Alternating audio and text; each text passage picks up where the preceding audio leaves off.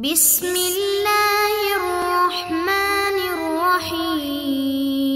السلام علیکم ورحمۃ اللہ وبرکاتہ۔ معزز طلباء کرام، آپ سب کیسے ہیں؟ آج ہم کتاب ہدایہ رابع میں سبق نمبر 191 کو پڑھ رہے ہیں۔ ہمارے آج کے سبق کا عنوان ہے پہلے جانور خرید کر بعد میں شرکاء کو ساتھ ملانا۔ آئیے پہلے اپنے آج کے سبق کی عبارت کو پڑھتے ہیں۔ بسم اللہ الرحمن الرحیم۔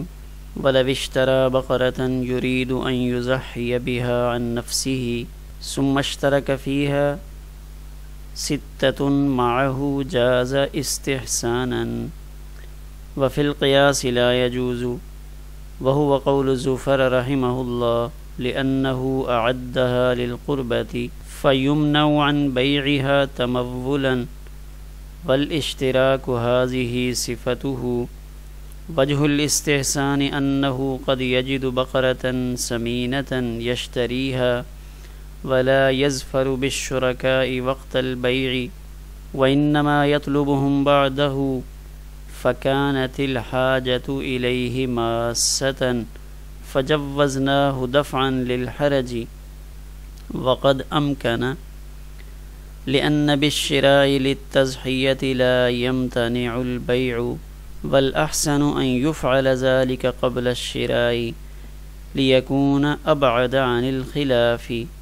وعن صورة الرجوع في القربة۔ وعن أبي حنيفة رحمه الله أنه يكره الاشتراك بعد الشراء لما بينا، قال وَلَيْسَ عَلَى الْفَقِيرِ وَالْمُسَافِرِ أُضْحِيَّةٌ لِمَا بَيَّنَّا۔ وَأَبُو بَكْرٍ وَعُمَرَ رضي الله عنهما كانا لا يضحيان إذا كانا مسافرين۔ وعن علي رضي الله تعالى عنه ليس على المسافر جمعة ولا أضحية، قال ووقت الأضحية يدخل بطلوع الفجر من يوم النهر، إلا أنه لا يجوز لأهل الأمصار الذبح حتى يصلي الإمام العيد، فأما أهل السواد فيذبحون بعد الفجر۔ والأصل فيه قوله عليه السلام من ذبح قبل الصلاة فليعد ذبيحته ومن ذبح بعد الصلاة فقد تم نسكه وأصاب سنة المسلمين۔ وقال عليه السلام إن أول نسكنا في هذا اليوم الصلاة ثم الأضحية۔ آئیے اب ہم اپنے سبق کی عبارت کا ترجمہ کرتے ہیں۔ وَلَوِ اشْتَرَى بَقَرَةً، اگر کسی نے اپنی طرف سے قربانی کرنے کے ارادہ سے کوئی گائے خریدی، پھر اس میں اس کے ساتھ 6 آدمی اور شریک ہو گئے تو استحساناً ایسا کرنا جائز ہے، اور قیاس کے مطابق ایسا کرنا جائز نہیں، اور یہی امام زفر رحمہ اللہ کا قول ہے، اس لیے کہ مشتری اول نے اس جانور کو قربت کے لیے تیار کیا ہے، لہذا تمول اپنے آپ کو مالدار بنانے کی غرض سے اس کی بیع کرنے سے روکا جائے گا۔ والاشتراک، اور دوسروں کو شریک کرنے کی یہی صفت ہے، اور استحسان کی دلیل یہ ہے کہ انسان کبھی صحت مند گائے کو پاتا ہے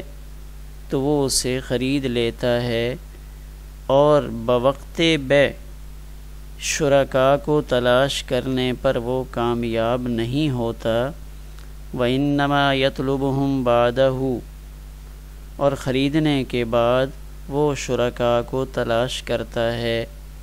لہذا اس اشتراک کی ضرورت پیش آتی ہے، اسی لیے ہم نے حرج کو دور کرنے کی خاطر اس کو جائز قرار دیا، اور یہ ممکن بھی ہے، اس لیے کہ قربانی کی نیت سے خریدنے سے بیع ممتنع نہیں ہوتی۔ ہاں زیادہ بہتر یہ ہے کہ یہ کام خریدنے سے پہلے کر لیا جائے، تاکہ اختلاف اور قربت یعنی نیکی میں رجوع کرنے کی صورت سے ابعد دور رہے، لیکون ابعد تاکہ وہ دور رہے اختلاف سے اور قربت میں رجوع کی صورت سے۔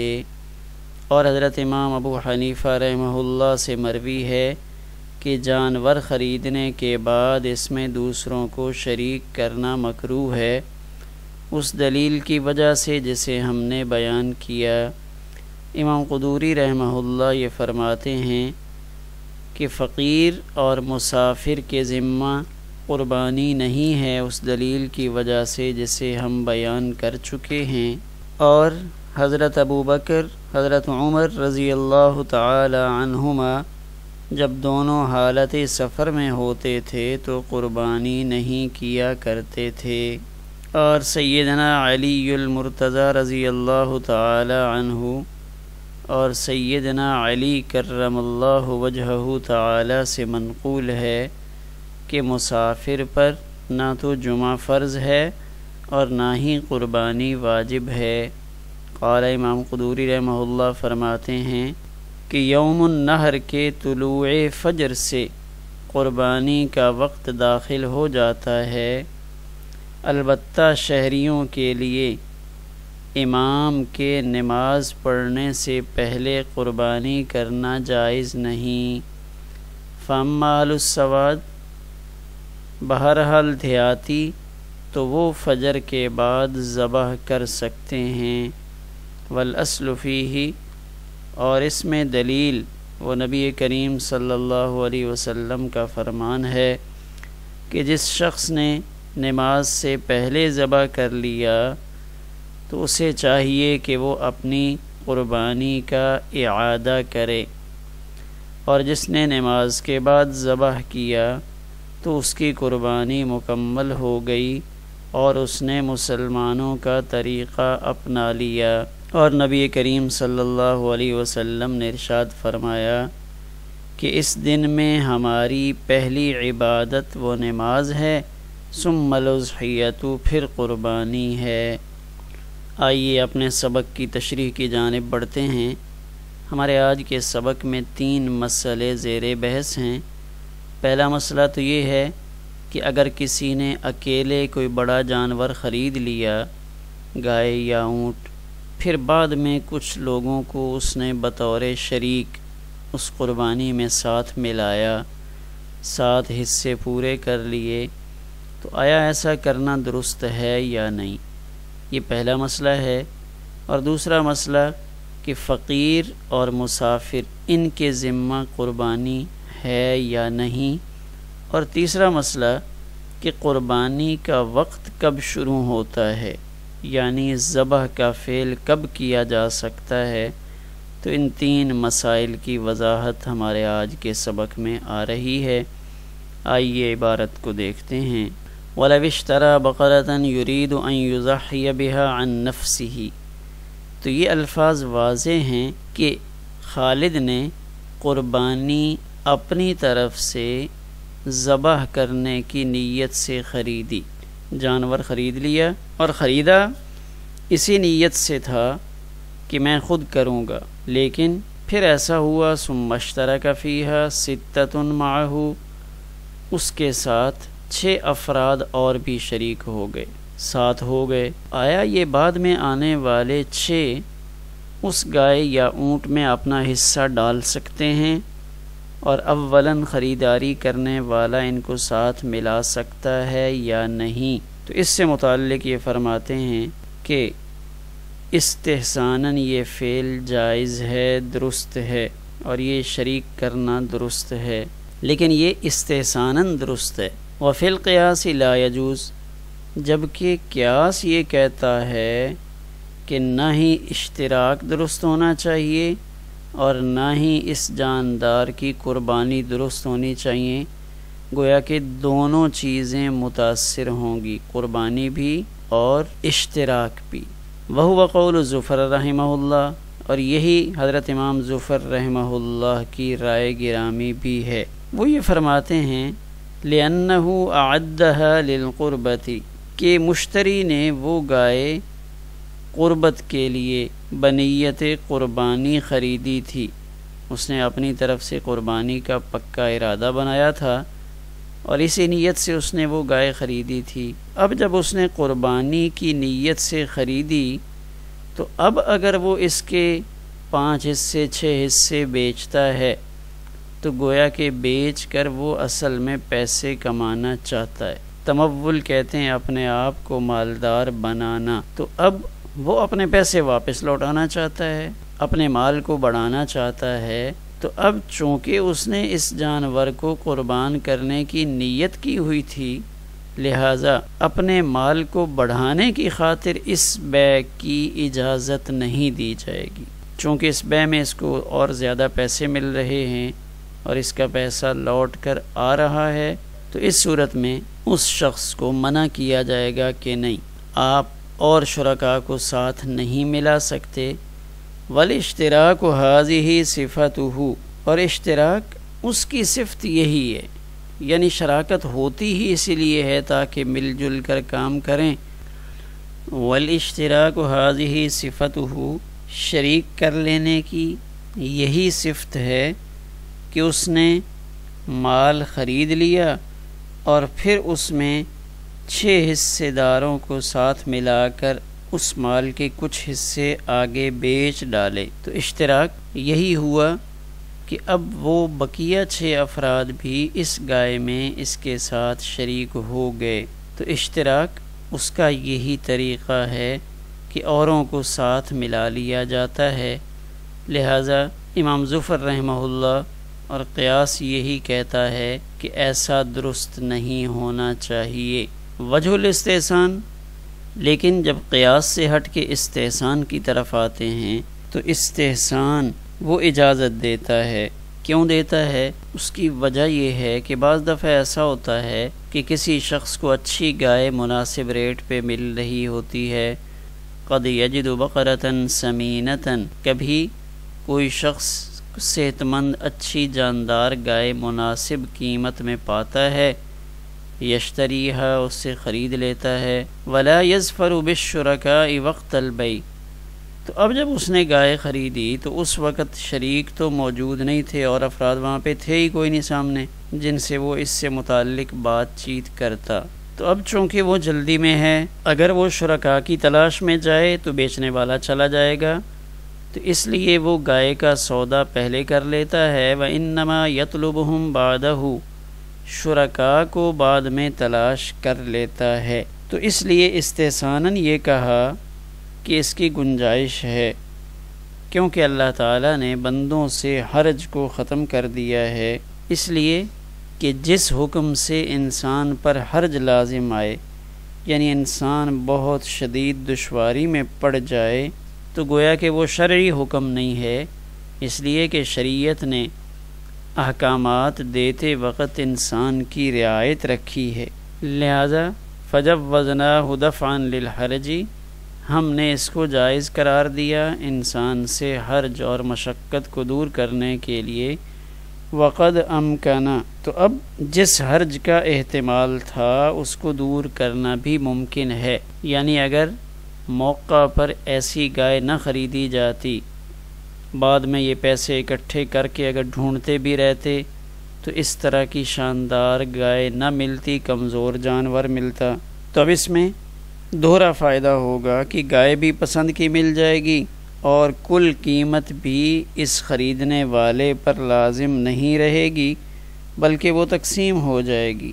تو یہاں یہ پہلو بھی بیان کر رہے ہیں، لأن بالشراء للتضحیۃ لا یمتنع البیع، قربانی کے لیے اگر کسی نے جانور خرید لیا ہے تو اب اس کا یہ مطلب نہیں کہ اس کو بیچا نہیں جا سکتا، اس لیے فقہاء یہ فرماتے ہیں کہ اگر کسی نے کوئی جانور خریدا پھر اس کو کوئی اور جانور بہتر نظر آیا کہ وہ زیادہ اچھا ہے تو اس پہلے والے جانور کو بیچ کر دوسرا جانور وہ قربانی کے لیے خرید لے۔ امام مالک، امام شافعی، امام احمد رحمہ اللہ، ان سب کا یہی عمل ہے۔ والاحسن، ہاں بہتر تو یہی ہے، ان یفعل ذلک قبل الشراء، کہ یہ کام خریداری سے پہلے کر لیا جائے، کیوں؟ اس کے دو فائدے ہیں کہ اگر خریداری سے پہلے کر لیں گے تو لیکون ابعد عن الخلاف، ایک تو اس میں اختلاف رائے نہیں آئے گا، اور دوسرا وعن صورت الرجوع فی القربت، قربت یعنی ایک نیک کام، اس سے رجوع پیچھے ہٹنے کی صورت بھی لازم نہیں آئے گی۔ لوگ یہ نہیں کہیں گے کہ دیکھیں کہ اس نے پہلے قربانی اپنے لیے خریدی، پھر اس میں سے کچھ حصے بیچ کر اس نے کاروبار بھی ساتھ کر لیا۔ تو بہتر تو یہی ہے کہ یہ اشتراک والا کام پہلے کر لیا جائے تاکہ اختلاف سے بھی بچے اور اس قربت میں رجوع کی ظاہری صورت سے بھی بچ جائے، ورنہ جائز ہے اگر کسی نے ایسا پہلے نہیں کیا بعد میں کر لیا تو اس کی گنجائش ہے۔ وعن ابی حنیفہ رحمہ اللہ انہ یکرہ الاشتراک بعد الشراء، امام ابو حنیفہ رحمہ اللہ یہ فرماتے ہیں کہ خریداری کے بعد کسی اور کو ساتھ شریک کرنا یہ مکروہ ہے۔ تو گویا کہ ایک قول متن والا ہوا اور یہ دوسرا قول امام ابو حنیفہ رحمہ اللہ کا یہ آ گیا کہ اگر تنہا کسی نے بنیت قربت جانور خرید لیا ہے تو اس میں دیگر لوگوں کی شرکت مکروہ ہے، اس لیے کہ قربت کی نیت کر لینے کے بعد اب بطور تمول مالداری اختیار کرنے کی نیت سے جانور میں کسی اور کو شریک کر لینا قربت اور نیت قربت دونوں کے خلاف ہے، لہذا یہ صورت مکروہ ہوگی۔ لما بینا، اس دلیل کی وجہ سے جسے ہم بیان کر چکے ہیں۔ لما بینا، جیسا کہ ہم نے بیان کیا۔ کیا بیان کیا؟ اس سے اشارہ ہے اس جملے کی طرف لِأَنَّهُ أَعَدَّهَا لِلْقُرْبَةِ، کہ اس نے چونکہ قربت کی نیت سے اس کو تیار کیا تھا، اپنے ذمہ ایک حکم اس کو پورا کرنے کے لیے چونکہ اس نے اس جانور کو تیار کیا ہے، لہٰذا اس کے بیچنے سے منع کیا جائے گا۔ تو اس کی طرف امام ابو حنیفہ رحمہ اللہ کے فرمان کا اشارہ دیا گیا کہ امام صاحب خریداری کے بعد اشتراک کو مکروہ سمجھتے ہیں۔ امام قدوری رحمہ اللہ فرماتے ہیں آگے دوسرا مسئلہ شروع ہو رہا ہے کہ فقیر اور مسافر کے ذمہ قربانی نہیں ہے۔ لما بینا، بوجہ اس دلیل کے جس کو ہم نے بیان کیا۔ کیا بیان کیا؟ کہ فقیر اور مسافر، چونکہ فقیر وہ مالداری نہیں رکھتا، یعنی دو شرطیں پیچھے جو گزری ہیں، یسار اور اقامت۔ فقیر اس کے لیے یسر نہیں ہے، مالداری نہیں ہے، اور جو مسافر ہے اس کے لیے چونکہ اقامت نہیں ہے، لہذا ان دونوں پر بھی قربانی نہیں ہوگی۔ آگے بطور تائید حضرات شیخین رضی اللہ تعالی عنہما کے عمل کو پیش فرمایا کہ یہ دونوں مقدس ہستیاں جب حالت سفر میں ہوتی تو یہ دونوں حالت سفر میں قربانی نہیں کیا کرتے تھے۔ تب مسافر پر قربانی اس لیے واجب نہیں کہ اس کے پاس عموماً رقم نہیں ہوتی اور قربانی کے جانور تلاش کرنے میں اور اس کو قربانی کرنے میں تکلیف کا سامنا کرنا پڑے گا، اور دوسری وجہ یہ ہے کہ جب رمضان کا فرض روزہ ساقط ہو گیا، جمعہ، عید الفطر، عید الاضحیٰ ساقط ہو گئے تو ان پر قیاس کرتے ہوئے قربانی بھی ساقط ہوگی۔ قول تابعی مصنف عبد الرزاق میں موجود ہے، عن ابراہیم قال رخص للحاج والمسافر فی الا یضحی، کہ حج کرنے والا اور مسافر ان کے لیے گنجائش ہے کہ وہ قربانی نہ کریں۔ تو یہ جو حضرات شیخین رضی اللہ تعالی عنہما کا نقل فرمایا، یہ جو صاحب ہدایہ نے حضرات شیخین رضی اللہ تعالی عنہما کا عمل نقل فرمایا، یہ مصنف عبد الرزاق باب الضحایا جلد رابع میں موجود ہے۔ اس میں حضرت ابوبکر صدیق، حضرت عمر رضی اللہ تعالی عنہما کے بارے میں حالت سفر میں قربانی نہ کرنے کا تذکرہ ہے۔ تب مسافر پر قربانی ہے تو نہیں، لیکن اگر مسافر نے قربانی کر لی تو وہ قربانی ادا ہو جائے گی۔ وعن علی رضی اللہ تعالی عنہ لیس علی المسافر جمعۃ ولا اضحیۃ، اسی طرح سیدنا علی کرم اللہ وجہہ تعالی سے بھی مسافر سے متعلق دو باتیں منقول ہیں کہ مسافر پر جمعہ بھی لازم نہیں اور مسافر پر قربانی بھی لازم نہیں، لہذا ان اقوال سے بھی مسافر اور فقیر پر قربانی کے واجب نہ ہونے کے پہلو کو تقویت مل رہی ہے۔ آگے ہمارے آج کے سبق کا تیسرا مسئلہ امام قدوری رحمہ اللہ فرماتے ہیں وَوَقْتُ الْأُضْحِيَّةِ يَدْخُلُ بِطُلُوعِ الْفَجْرِ مِنْ يَوْمِ النَّحْرِ کہ قربانی کا وقت کب شروع ہوتا ہے، تو یہ بتایا کہ یوم النحر 10 ذی الحج کو جیسے ہی فجر طلوع ہوتی ہے، صبح صادق ہوتی ہے، تو صبح صادق ہوتے ہی قربانی کا وقت وہ شروع ہو جاتا ہے۔ اب بظاہر تو وقت شروع ہو گیا، تو وقت شروع ہونے کے بعد پھر صبح سویرے ہی قربانی کر لینی چاہیے، لیکن فرماتے ہیں نہیں۔ اب یہاں احناف تھوڑا سا فرق کرتے ہیں شہر اور دیہات میں، الا انہ لا یجوز لأہل الامصار الذبح کہ جو شہر کے لوگ ہیں جہاں عید کی نماز ادا کی جاتی ہے، ان لوگوں کے لیے نماز عید کی ادائیگی سے پہلے ذبح کرنا جائز نہیں ہے۔ کب ذبح کریں؟ حتی یصلی الامام العید جب تک کہ امام عید کی نماز پڑھانے سے فارغ نہ ہو جائے، یعنی جب شہر میں عید کی نماز ادا ہو جائے گی تو پھر اس کے بعد قربانی کرنا جائز ہوگا۔ ہاں جو لوگ دور دراز دیہات میں رہتے ہیں اور انہوں نے عید کی نماز میں شرکت کے لیے بہت دور شہر میں آنا ہے، تو اب جب وہ عید کی نماز شہر سے پڑھ کر واپس اپنے علاقے کی طرف جائیں گے تو انہیں واپس پہنچنے تک شام ہو جائے گی، عصر ہو جائے گی۔ پہلے دور میں چونکہ ایسی ہی صورتحال تھی، تو اس لیے فرمایا کہ چلیں یہ لوگ اما اہل السوادی جو بستیوں والے ہیں جہاں عید کی نماز نہیں پڑھی جاتی، تو ایسی بستیوں والے وہ فجر کی نماز پڑھ کے ذبح کر سکتے ہیں کہ وہ فجر کی نماز پڑھ کے ذبح کریں اور پھر عید کی نماز پڑھنے کے لیے شہر کی طرف روانہ ہو جائیں۔ والاصل فیہ تو اس میں دلیل وہ نبی کریم صلی اللہ علیہ وسلم کی 2 روایات ہیں۔ اس میں پہلی روایت تو یہ ہے کہ جس شخص نے نماز سے پہلے جانور کو ذبح کر دیا تو اس کے ذمہ قربانی کا اعادہ ضروری ہے، فَلْيُعِدْ ذَبِیحَتَهُ اسے چاہیے کہ وہ دوبارہ سے قربانی کرے، اور جس نے نماز عید کے بعد ذبح کیا اس کی عبادت بھی پوری ہو گئی، اور اس نے جو مسلمانوں کی سنت، مسلمانوں کا ایک طریقہ تھا اس کو پا لیا۔ فقط تم نسکہ و اصاب سنت المسلمین، یہ پہلی روایت ہے۔ اس سے پتہ چلتا ہے کہ عید کی نماز کے بعد ہی ذبح کریں گے، پہلے نہیں کر سکتے۔ دوسری روایت نبی کریم صلی اللہ علیہ وسلم کا فرمان ان اول نسکنا فی ھذا اليوم الصلاۃ کہ اس یوم النحر 10 ذی الحج میں ہمارے ذمہ جو پہلا کام ہے وہ الصلاۃ نماز کی ادائیگی ہے، نماز عید کو ادا کرنا، ثم الاضحیۃ پھر اس کے بعد قربانی کرنا۔ تو اگر کسی نے پہلے کر لی تو یہ عام گوشت ہوگا، قربانی والا گوشت نہیں ہوگا۔ ہاں اس کا استعمال کرنا جائز اور درست تو ہوگا، لیکن جو حکم قربانی ہے وہ ادا نہیں ہوگا۔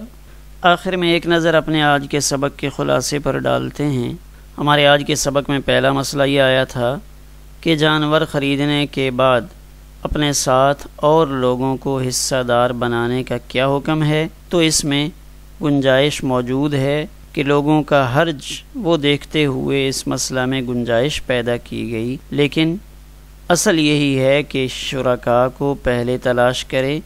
امام ابو حنیفہ رحمہ اللہ نے بھی اس کو مکروہ قرار دیا ہے کہ یہ فعل پسندیدہ نہیں ہے کہ پہلے ایک شخص خرید لے اور پھر خریدنے کے بعد اور شرکاء کو ساتھ ملائے۔ اس مسئلہ سے متعلق قیاس اور استحسان میں فرق ہے، اس لیے کہ قیاس تو یہ کہتا ہے کہ اس کی گنجائش نہیں ہونی چاہیے، قیاس کے مطابق نہ تو یہ شریک کرنا درست ہوگا اور نہ ہی قربانی درست ہوگی، شرکت بھی درست نہیں، یعنی شراکت کا بھی یہ طریقہ کار نہیں ہے کہ ایک بندہ پہلے سے کوئی چیز خرید کر لے آئے، بعد میں دوسرا کہے کہ مجھے بھی اس میں شریک کر لو، تو شراکت بھی ٹھیک نہیں ہے، اور پھر اس قسم کی شراکت والا جو جانور ہے اس کی قربانی بھی درست نہیں۔ قیاس تو یہ کہتا ہے، لیکن استحساناً بر بنائے ضرورت اس صورت کو جائز قرار دیا گیا کہ ضرورت کی وجہ سے یہ صورت اختیار کرنا درست ہے، اور اس کی وجہ بھی ساتھ بتائی کہ بعض دفعہ موقع پر اچھا جانور مل جاتا ہے جس کے بارے میں یہ امکان ہے کہ بعد میں یہ جانور کافی مہنگا دستیاب ہوگا۔ فقیر اور مسافر ان دونوں کے لیے قربانی نہیں ہے، فقیر چونکہ یہ وسعت نہیں رکھتا، مسافر چونکہ حالت سفر میں بہت سے مسائل اور مشکلات درپیش ہوتی ہیں، لہذا مسافر کو بھی قربانی کرنے سے منع فرمایا۔ آگے ہمارا تیسرا مسئلہ کہ قربانی کا ابتدائی وقت کیا ہے، تو یہاں صاحب ہدایہ نے ذکر فرمایا کہ قربانی کا وقت تو 10 ذی الحج کی صبح صادق سے شروع ہو جاتا ہے، لیکن 2 روایات انہوں نے پیش فرمائیں جن روایات سے پتہ یہ چلتا ہے کہ نبی کریم صلی اللہ علیہ وآلہ وسلم عید کی نماز پڑھنے کے بعد قربانی والے فعل کو سر انجام دیتے تھے۔ تو وہ لوگ جو شہر سے بہت دور رہائش پذیر ہیں اور انہوں نے عید کی نماز پڑھنے کے لیے شہر جانا ہے، تو ان کے لیے گنجائش ہے کہ وہ فجر کی نماز پڑھنے کے بعد اپنی قربانی والا فعل پورا کریں اور اس کے بعد نماز عید کے لیے روانہ ہوں۔ شہر اور دیہات میں حکم کے اعتبار سے یہی فرق ہے کہ شہر والوں پر چونکہ عید کی نماز واجب ہوتی ہے، اور ایسے دیہات جن میں ضروریات زندگی میسر نہ ہوں تو ان علاقوں والوں پر عید کی نماز واجب نہیں ہوتی، لہذا جہاں عید کی نماز واجب نہیں ہے کہ وہاں